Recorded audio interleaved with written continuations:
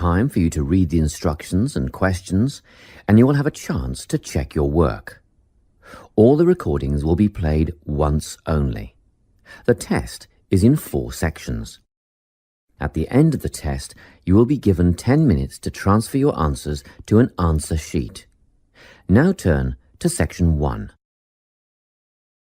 Section 1. You will hear a conversation between an assistant librarian and a woman who wants to use the internet in the library. First, you have some time to look at questions 1 to 6.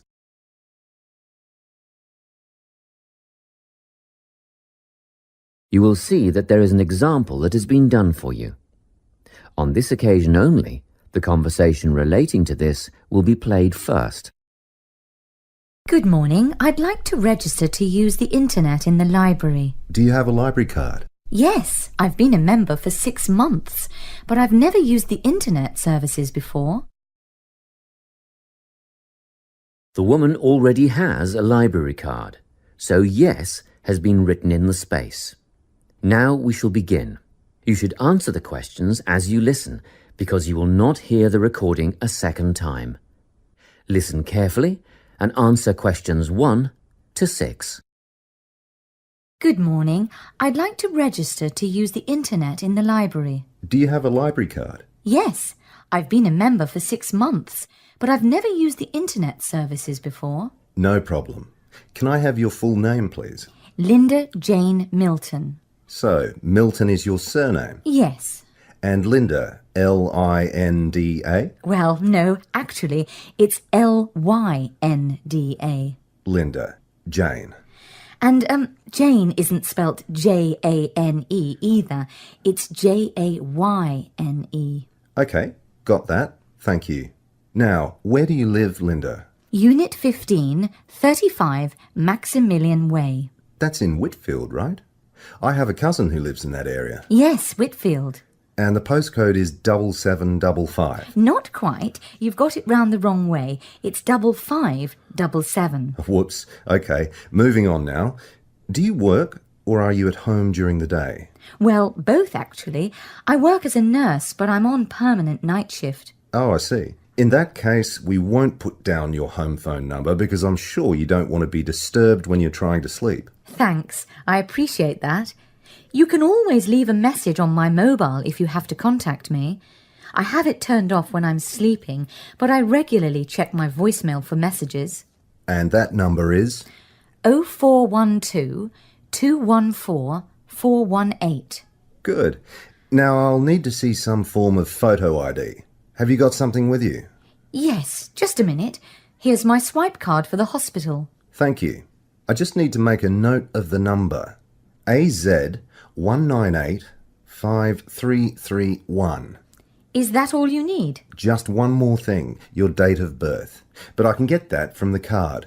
One moment. Look, I'm afraid you haven't copied it down correctly. I was born on the 25th September 1975. What have I written? Oh yes, I see it now. I've got the 25th of the 8th month, but that would make it August. Thanks for spotting the mistake. Before you hear the rest of the conversation, you have some time to look at questions 7 to 10.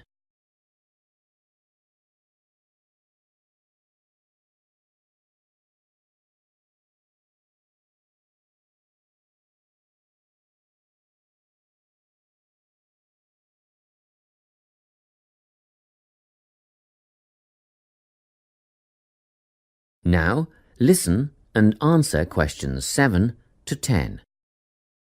Well, that's the application form done. Now, I wonder if you'd mind taking part in a survey we're doing. That's fine. What do you want to know? Basically, we're trying to find out why people access the internet. I mean, what would you be using it for? Social networking, I suppose. I don't really think so. I haven't got the time for something like that. But I do want to keep in touch with friends and family, both here and abroad. So I'd mostly be making use of my email account. I see. A lot of students come in here to do research. Is that something that you might be doing?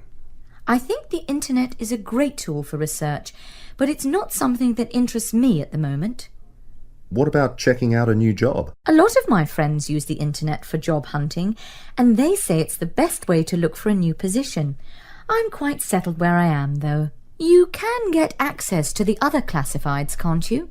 Trade and exchange, that kind of thing? Yes, and I'm told it's a very popular way of buying and selling these days. Well, I'll definitely be using it for that. Thanks a lot. Now, do you have any questions? Is there a charge for the service? It used to be free, but we've decided to set a one-off payment of $15 for the initial registration. Oh, that's not bad at all. One more thing. Is there a time limit for each session, like half an hour or something? Oh, it's better than that. One 60-minute session per day. Quite generous, really, but we're very strict about it. I'd rarely spend more than 45 minutes on the internet at any one time, so that'll be more than enough. Thank you. That is the end of section 1. You now have half a minute to check your answers.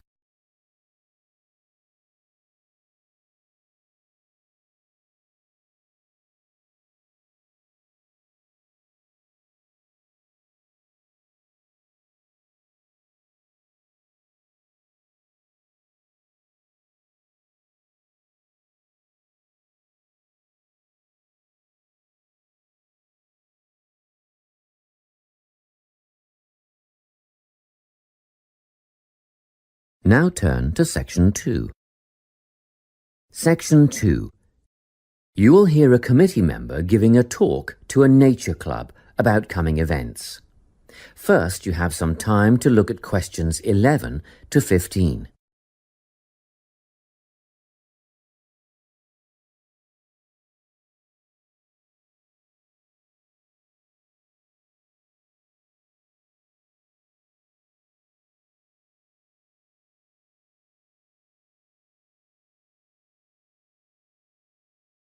Listen carefully and answer questions 11 to 15. Hi everyone. It's good to see such a big turnout at our Nature Club session for June. Just before we start this evening's workshop, I'd like to draw your attention to what we have in store for you in the second half of the year. First of all, the guided bushwalk. This is always a favourite. Starting out on the Springvale Plateau and continuing down into a section of the State Conservation Area.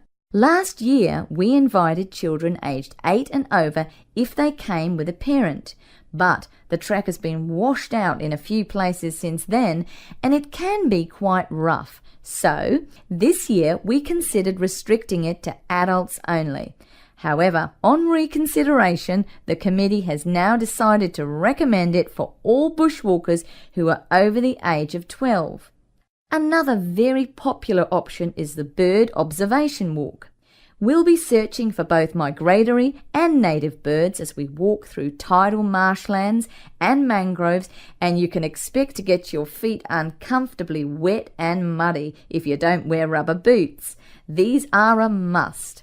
The leader will have a strong pair of binoculars, so we'll rely on her to name the species for us. And we've ordered some bird identification books that you may wish to purchase at a later date. From the bush to the swamp and now to the sand dunes.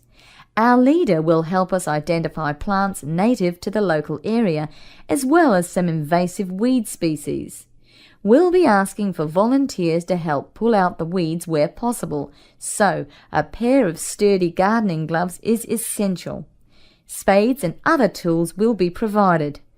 It could get very hot and you'll need water, plenty of it, but a local business owner is willing to provide bottled water free of charge.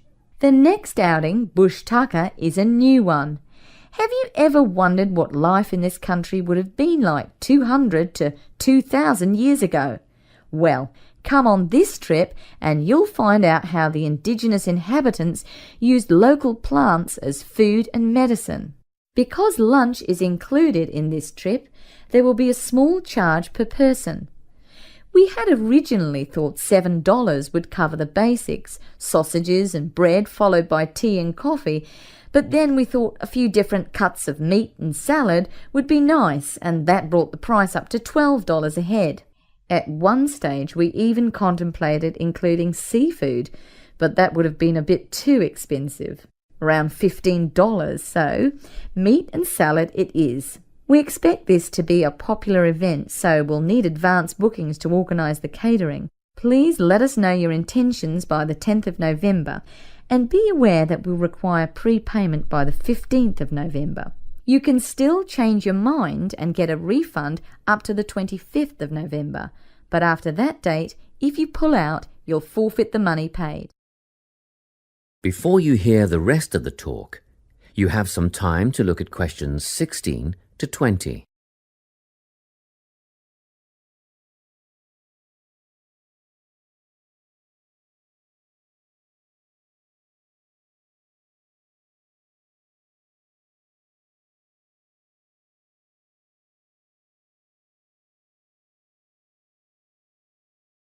Now listen and answer questions 16 to 20. Well now, if you can give me a few more minutes of your time, I'll fill in a few details for you. The bushwalk, led by Glenn Ford, is first up in July, on the 2nd of the month. It'll start from Springvale as usual, but this year we'll be setting off in the morning at 9:15 and we'll get back at 1 in the afternoon. The birdwatching expedition is on the 10th of September at Camford, and the leader is the president of the Nature Club, our very own Joy Black. If you have any questions at all about bird life, Joy is the person to ask. This is a twilight outing from 4:30 to 6:30. Next up is the trip to the sand dunes on the 26th of November with Rex Rose. A bit of an early start, especially for those of you with a fair way to travel, but we'll meet at the observation hut at 8:30. That's the observation hut, 8:30 till 10:30. And even at that time of the morning, it'll be very hot, so come prepared. The last trip on the program is the Bush Tucker excursion on the 3rd of December with Ranger Jim Kerr. This will be at Carson Hills, and the presentation and demonstration will take place from 10 a.m. till 11:30, but be prepared to stay on for the barbecue and Bush Tucker lunch at 12 o'clock. I expect we'll wind up at 2, and you can head for home at that time. Well, that's all I have to tell you. A booklet will be mailed out to you later with those events, dates and times, but don't wait, put them on your calendar now. That is the end of section 2. You now have half a minute to check your answers.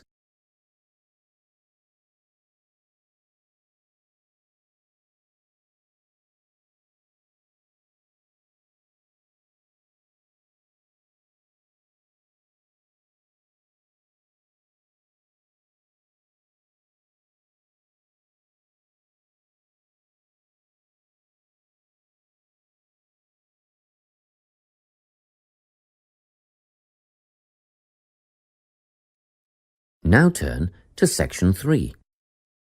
Section 3. You will hear a conversation between a science tutor and 2 first-year students who are being given some practical tips for conducting experiments. First, you have some time to look at questions 21 to 25.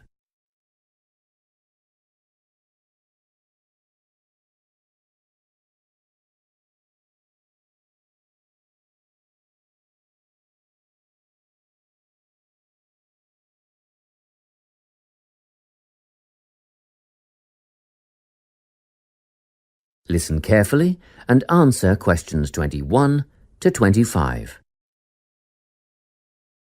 Now, Vincent and Tessa, I've asked the 2 of you to come and see me because I'm a bit concerned after that incident in the science lab last week. I realise that neither of you have had much experience in a laboratory before. Well, we mostly just studied theory at high school. And we rarely got the opportunity to carry out any experiments. Fair enough, but we must all abide by certain safety procedures. The last thing we want is for one of our students to get hurt. We understand that. Our priority is to make sure that the chemistry laboratory is a safe place, and actually, accidents can easily be prevented. if you just think about what you're doing at all times. It sounds simple enough. It is if you always use good judgment, observe safety rules, and follow directions. We've read the rules on the poster inside the lab. And yet last week you were seen working in the lab without eye protection. What do you mean? I was wearing my glasses. Prescription glasses are not safety glasses. You must always wear the goggles provided. You'll find they fit quite comfortably over your ordinary glasses. Oh, I see. Just make a habit of putting them on before you start and keep them on until you are finished. And another thing, never eat or drink while in the laboratory. What? Not even water? Not even water. At least not until after clean-up. Then be sure to wash your hands thoroughly with soap and hot water and dry them on a clean towel first. And Tessa, your hair should be tied back when you're in the lab. It's not that long. Still, it poses a hazard when you're working with chemicals or a naked flame. If you can't tie it back or pin it up, see if you can tuck it into a cap or something. Yes, I can do that. Thank you. Now, Vincent, last week you wore a t-shirt and trainers in the lab. The rules clearly state that long-sleeved shirts and leather shoes must be worn. Oh, yes, I remember. I was late getting back from sports practice and I didn't have time to change. Well, it mustn't happen again. Okay, I'll see that it doesn't. Good. As for the rest of the safety precautions, refer to the safety poster inside the lab and you shouldn't have any problems. Before you hear the rest of the conversation, you have some time to look at questions 26 to 30.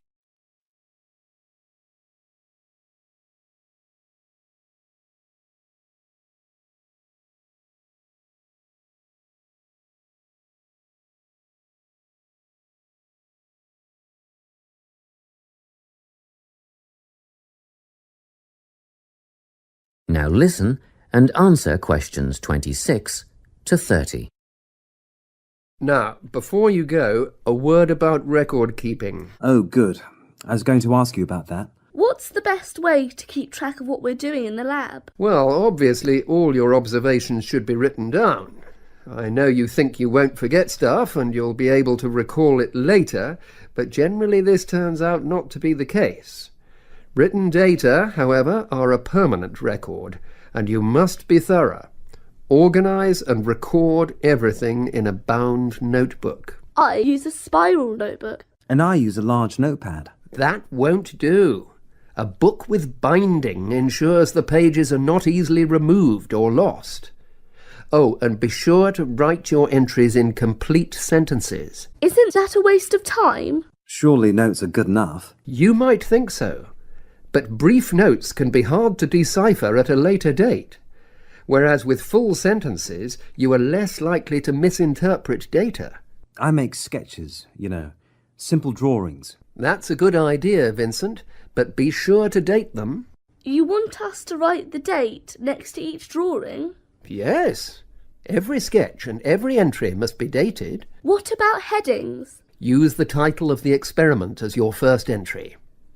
When you have completed your observation entries, answer any questions that have been posed, and then, finally, write your conclusion.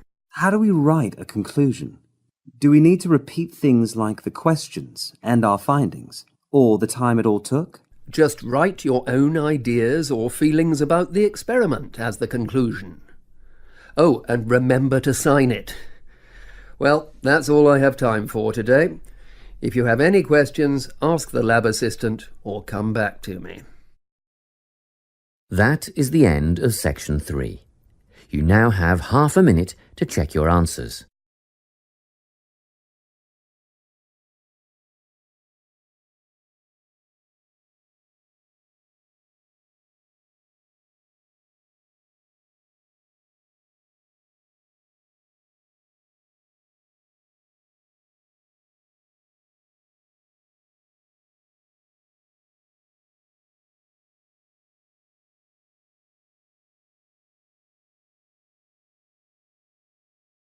Now turn to Section 4.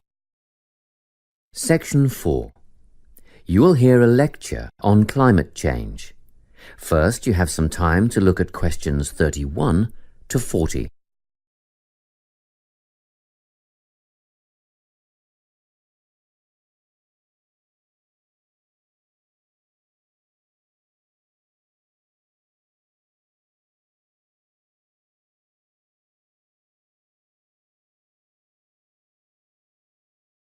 Listen carefully and answer questions 31 to 40. This lecture in environmental studies is on the topic of human influence on climate change. First, I'll outline some of the factors affecting climate, then go on to discuss what has already occurred, and finish up by speculating on the effects. Previously, we've covered how factors such as ocean currents and prevailing winds affect climate change naturally. However, the influence of human activity on climate is what I'll talk about today. At first, the effect on the climate was relatively small. Trees were cut down to provide fuel for fires, and, as we know, trees absorb carbon dioxide and produce oxygen, so the amount of carbon dioxide in the atmosphere would have increased, but not noticeably. So, in what ways has human activity really impacted on the climate? A major contributor was the advent of the Industrial Revolution at the end of the 18th century, combined with the invention of the combustion engine. In addition, Earth's burgeoning population has had a marked effect on climate. The first two factors saw increased amounts of carbon dioxide being released into the atmosphere from the burning of fossil fuels, such as coal and oil. The final one, human expansion, has resulted in deforestation on such a scale that the extra carbon dioxide in the air cannot be soaked up and converted into oxygen by the remaining trees. Okay, so what has already happened?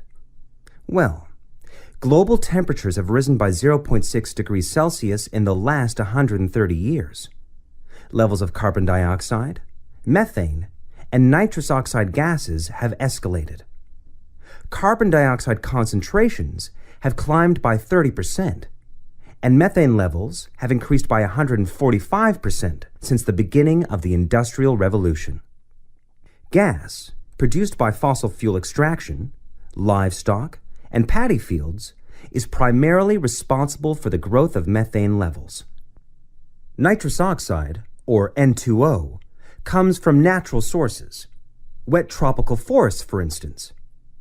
But it is also produced by human-related activities, such as agriculture, which uses synthetic nitrogen fertilizers, rubbish disposal systems, and vehicle emissions.